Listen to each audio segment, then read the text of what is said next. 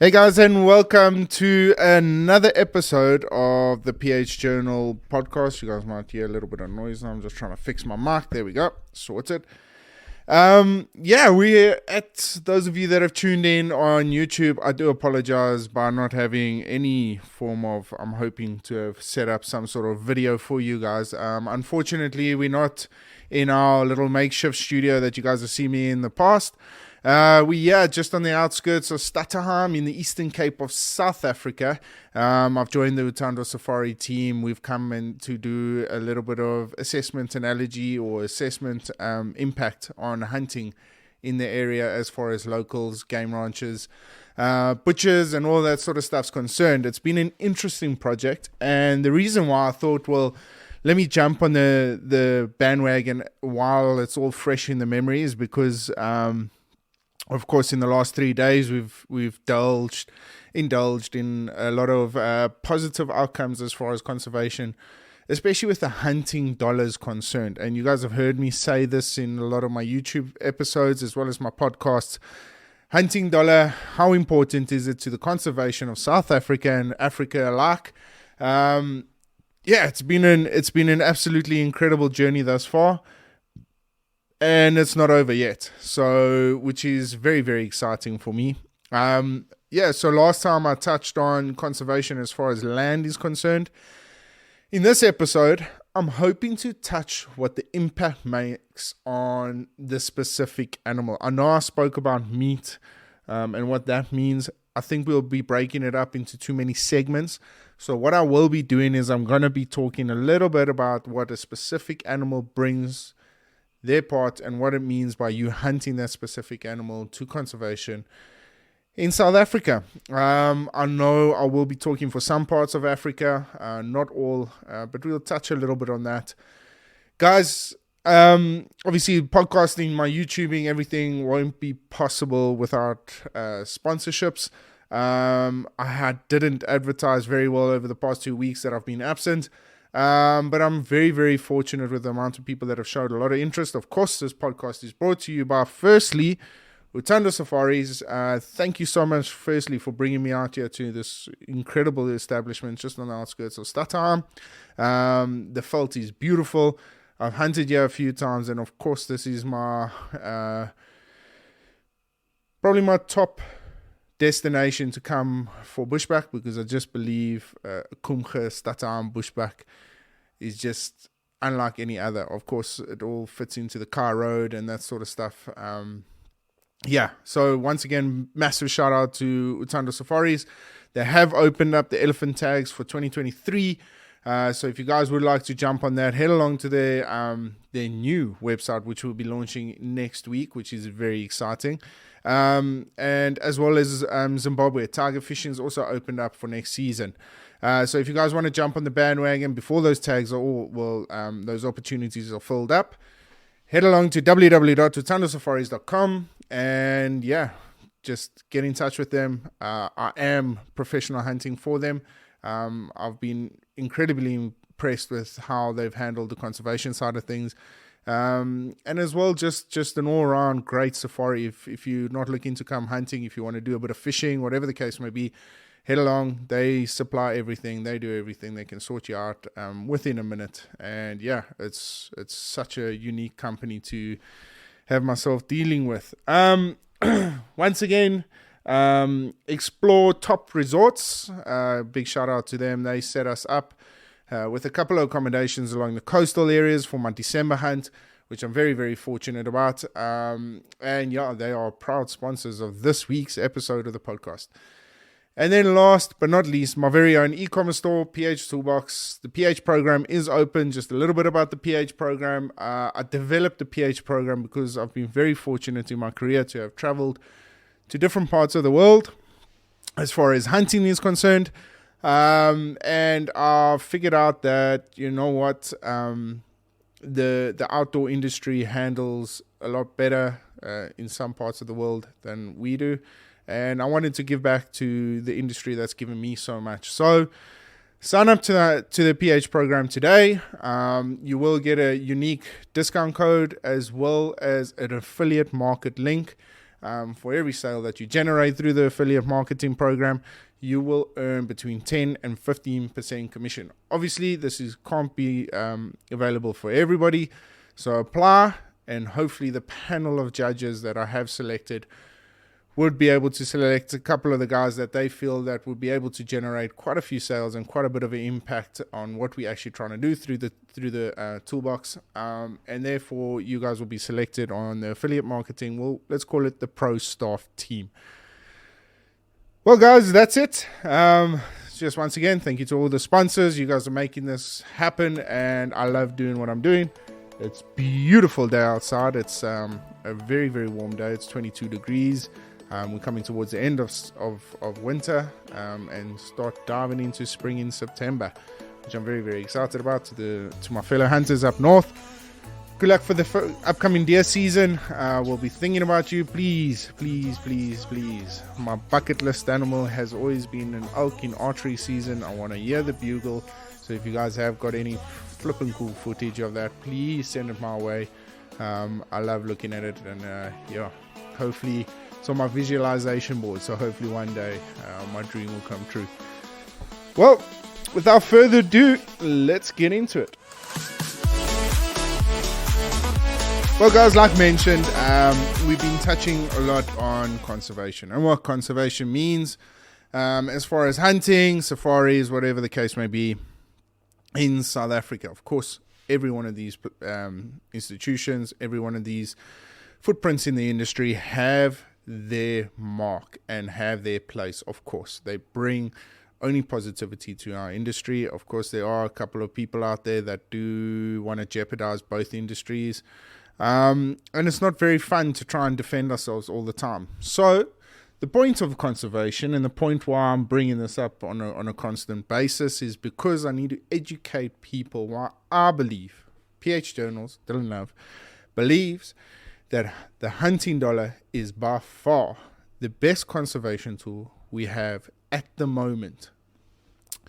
So, just to get into it, I'm going to give you pre-COVID statistics, which I think is only fair. Last year was a little bit of a blowout throughout the season, generating a lot more than usual sales as well as interest.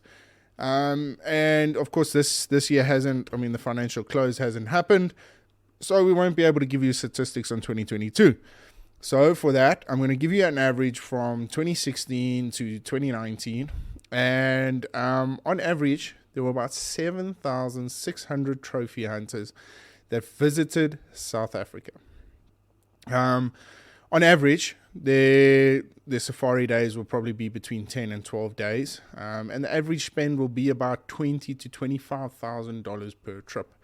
That's $20,000 to $25,000. That's 262,000 Rand per trip per hunter. So, in the total year, on average, that the industry held, and hunting industry was over 2 billion Rand. That's $130 million it generated to the South African economy. So what this means, and if we put it stat to stat, between 2016 and 2019, the average safari day for a photographer coming out on safari to have a look at a couple of the national parks, private parks, whatever the case may be, was between 5 and 7 days. So already we are down on the days.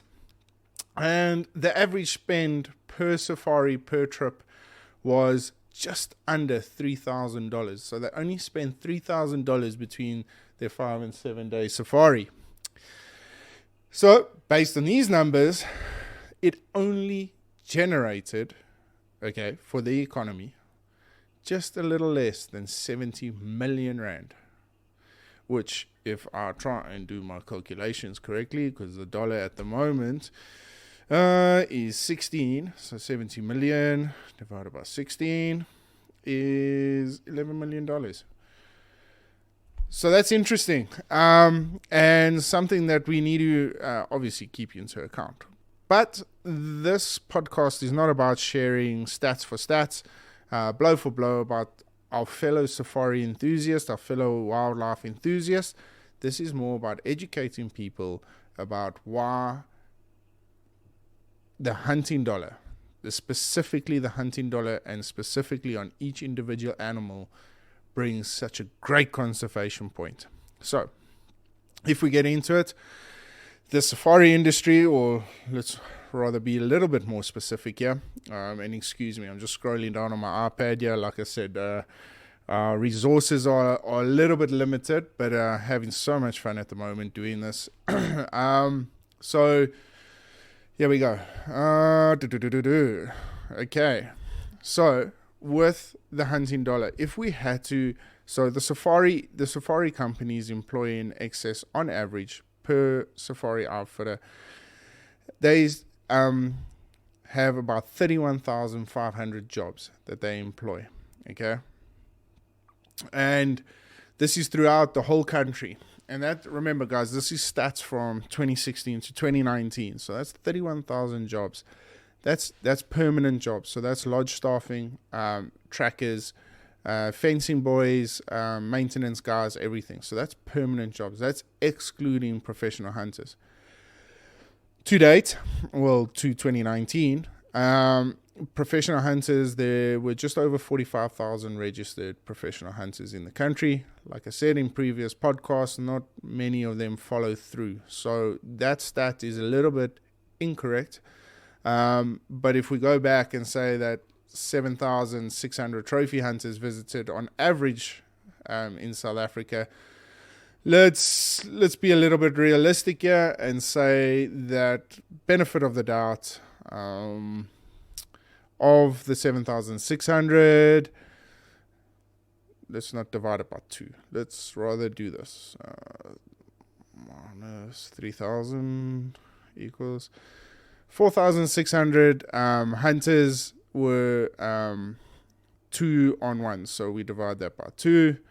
So, which means that it came down to 2,300 professional hunters were needed for those specific trophy hunters. So, hunting a specific species, what does this entail? Well, if you're going out and let's say the most common animal at this point right now that was shot in that period on average was the blesbok, which is on average $380 per animal. What does that mean? Well, it's bringing food to the table to so many people, and not in a sense of the meat. It's bringing food to the table in a sense of job creation. So, if we have to start from the bottom, it's the fencers, the maintenance guys, the lodge staff, the ladies that clean your room, the chefs, the ladies that assist around the lodge management, as well as admin staff, professional hunters, trackers. Then, that's just the lodging.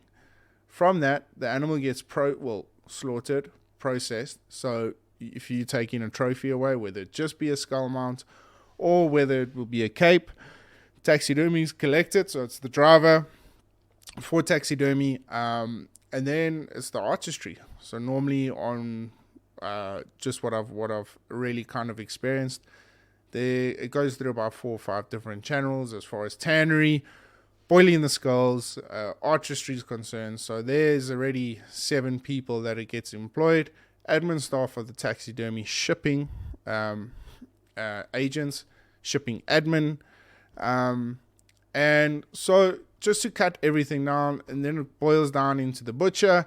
It's the gentleman that debones the meat. It's the lady that packs the meat. It's the vacuum sealer, everything. And then once that is all done, gets distributed into the public for resale.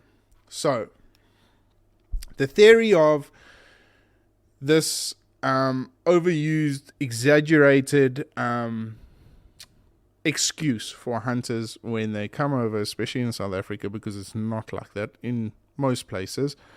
Certain instances, you'll find that a lot of safari companies actually do donate quite a bit of meat to the local villages, schools, orphanages, safe houses, those sort of things. So there is a lot of meat that does get donated, but the majority of it does not, and it goes into a processing situation where a lot of jobs are created. So therefore, a single animal, and this is just based on my little bit of work that I've done throughout the past couple of days, exaggerated on. So let's say the average animal was shot. It is a blesbok, and before that blesbok gets processed and put onto the shelf or resold into the market where people will consume it as a cheap protein, it touches an estimated 107 hands before that animal is sold back in or distributed into certain parts of South Africa, which is incredible. So that's 107 hands that single animal will touch before it gets will affect. Let's not say touch, rather affect. Excuse me. So it will affect 107 people. Of that, you can estimate that maybe about almost 70% of them, so let's make it a round figure, that 80 people or 80 homes would be affected by that specific animal by putting bread on the table for them, which is incredible. And you look at it from that sort of aspect and you think, wow, a single animal can have such a massive effect. Yes, I know it's dwindled down as far as value is concerned, but no hunter, especially somebody that's coming here and spending on average $20,000 is only shooting a blesbok. I can guarantee you that. So it builds up, and that's where farmers, butchers, taxidermies, shipping agents, professional hunters, trackers all generate their income from. So the industry is a 2 billion rand, $130 million industry, which is huge. And people are trying to take that away. Now, something that I've motivated in the past couple of years, and I've always said this, is that us as human beings, no matter where you go in the world, we will have some sort of impact on the modern day wildlife. And what I mean by this is that, of course, you go into North America, you've got the tag system, which is part of their conservation tools. You come down to South Africa, we've got game farmers, ranchers, conservancies. You go up north, you have got the tag system where people are using tag systems as far as limited amount of animals to be hunted on those concessions, limited permits, export permits, all that sort of stuff. That adds value to those specific animals. So what am I trying to say is that humans have had this massive impact in the ecosystems of these specific animals, taking out the necessary amount of animals that are needed and leaving just enough for the reproduction, and sort of altering the herds, altering the animals that are existing today because we needed to. Because, of course, like I mentioned, last podcast, land encroachment, all that sort of stuff will have impact on specific numbers and as well as behavioral attempts on specific animals. For instance, we're finding that there's a huge, and I mentioned this in the last podcast, a huge problem with Botswana elephants at the moment. They're just completely overpopulated. So the Botswanan government, which I believe still to this day is by far one of the best conservation countries in Africa and possibly the world, they've come up and they've released tags which have made a massive impact in today's economy, especially theirs, and it's definitely going to benefit the species for the long duration of time. So my point of this is that people are trying to eradicate this. Let's use the lion for the example. Exporting of lions in South Africa, unfortunately, is you get away with it in some parts, but for most of it, unfortunately, there's no tags for that sort of stuff. And if you have hunted a lion in South Africa since the whole Cecil thing, it does get a little bit frowned upon. But yes, South Africa has altered this ecosystem in order to benefit the species. And what do I mean by this? Yes, we are hunting them in smaller conservancies. I think it's 6,000 minimum now, which is great. That sort of stuff. 6,000 hectares, sorry. But the problem is the lion doesn't have any more value. So for those specific game farmers, taking out a $350 blessback is a lot higher, or is a lot more poisoning to their financial situation than it will be by having the lions on their property, which is, you have to see it from that sort of perspective. But also, I get a little bit fed up with people that come out to South Africa and say, I often see it. One of the first argument points that they go to is, especially when they get a comment, well, what do you do with all the meat? You're shooting all this meat. What do you do with it? And the first thing, they get this defensive barrier and they say, no, well, the villagers benefit from it. Let's be realistic here, guys. Probably about 70% of all animals that are shot, or let's flip it around, 30% of all animals that get shot within South Africa by trophy hunters, 30% of that will get donated to underprivileged organizations, like I mentioned, the safe houses, orphanages, those sort of things. The rest, the 70%, is putting food, like I mentioned, it's touching 80 families per animal that specific carcass is doing, which is an incredible amount of footprint. If you have a look at the age-old argument, the villagers, you have a look at what it will take for a whole village in Zambia, the Maasai lands, wherever the case may be, the Okavango. You have a look at what it will take for that village to be fed by specific amounts of animals, like your elephants, hippos, that sort of stuff. There's more than enough meat for that. But you know how many carcasses you would have to shoot just to feed those sort of villages. So by us doing this massive scaled hunting, definitely benefits our environment, benefits our people, benefits the underprivileged, and it benefits the wildlife, because we get to interpret on how many animals we feel fit to stay on those specific properties. For instance, right now, we just had a discussion about why it's so important to keep the lower cost animals around, like your springback, blessback, that sort of stuff. Because if no one does, they've got nowhere else to go. You have a look at your smaller animals. Yes, they do compete with a lot of different other species. Often you'll get the guys towards the Grahamstown area. They not too fond of the browsers because they compete with their goats. And then likewise with the sheep, the foal rheabuck. Back in the day, the foal rheabuck was actually shot on sight because it was thought to have competing characteristics with sheep, and some farmers believe that the foal rheabuck actually stabbed the sheep to death and stuff. I'm yet to see any proof. But yeah, it seems a little bit far-fetched. But that's exactly what I'm saying. So the foal rheabuck was undervalued to their livestock, and that's why they shot it on sight, which was detrimental to that specific species. It's taken immense amount of work and hard work to keep these species around. And now they've gotten to a value where it's almost 15 times that of a sheep, which is incredible. So it's done a complete U-turn, and this is where we're sitting.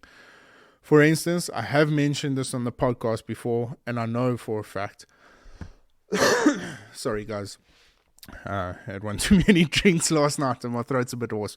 But yeah, so for instance, the leopard slowly but surely is coming back into the Eastern Cape. There have been sightings of it down towards the coastal areas. But it's a jeopardizing fact to the cattle farmers, cattle dairy farmers, especially along the coastal areas. If they find a certain leopard that is killing, 8 to 12,000 rand cow, they will eradicate that because there are no leopard tags, and unfortunately they're not going to get any compensation for that leopard. Whereas if we opened up a couple of tags, and if that leopard was spotted on site and there was a hunter, there was a fellow trophy hunter in the vicinity, and he had the opportunity to come and hunt, even if we devalued that animal for that specific time to call it $10,000 to $20,000, and that trophy hunter was allowed to take that animal, that farmer will be compensated for more than, what's that? let's call it more than 30 times more that animal, which is incredible. So therefore, it incentivizes the farmer to keep these sort of species around. Like I said, a lot. The black wildebeest was another one. They were almost eradicated in the early 1900s. But thanks to hunters, once again, adding the value onto them, their meat wasn't valued. They destroyed the farmlands, the grazing lands, and yeah, they just a goofy looking animal. But when the farmers realized that they could get equal, if not more, to what their cattle were, was definitely something worth looking at and something worth keeping around. So that's something that's very, very exciting, and I'm very, very proud of how far we've come as far as hunters is concerned by benefiting and looking after our ecosystems. So yeah, that's an exciting thing, and that's pretty much what I'm trying to get at, guys, is that for so long now, we've always used the excuse of, the villagers benefit of it. No. Of one single animal, 80 families will benefit off of it, which is an incredible stat. And it might be a little bit far-fetched or a little bit over-exaggerated, but it's still a massive impact that hunters in South Africa specifically that are coming in and generating these sort of things, taking them forward for families to benefit off of. Not just the families at the end of the day, the bigger picture, the wildlife get to benefit from being valued in today's economy, which is massive. You take that 2 billion rand out of our South African economy, the country will suffer. And that's my biggest concern, is that anti-hunters in the past couple of years have been slowly but surely winning very small battles. And I just wonder that it's going to get to a point, especially in my beautiful country, South Africa, where eventually this bigger picture comes crumbling down. And who ultimately suffers? Well, the 80 families as well as our wildlife, which will suffer immensely at the end of the day. So, there's so many different examples of how this doesn't work. You look at Kenya. They stopped hunting in the 70s, and now they're suffering immensely as far as wildlife's concerned. And, not just that, the economy over there has suffered a massive blow, especially with the value of how the dollar has grown in the past couple of years to the Kenyan rupee. So, there's so many different things that we can, and so many different examples that we can use. But I want to end off on this.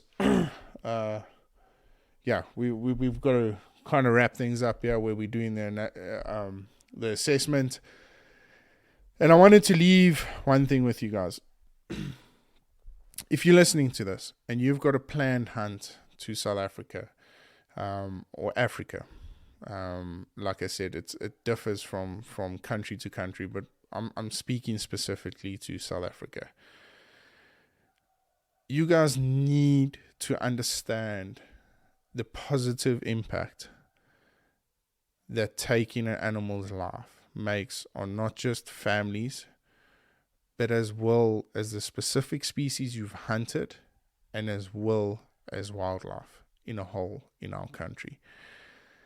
Please, guys, do not use the easiest route out to support why you're doing what you're doing. You don't need to justify your point to anyone. If people aren't willing to understand that taking an animal's life for the benefit of everyone else, as including the very own species you've just hunted and the wildlife picture, you don't need to explain yourself to anyone that doesn't want to see that. So please don't use the false excuse of, well, this meat just gets donated to villages and all that sort of stuff. Because how many villages do people think or in South Africa, 7,600 trophy hunters are donating $20,000 per trip of meat. Well, not $20,000, $10,000 of meat per trip to villages.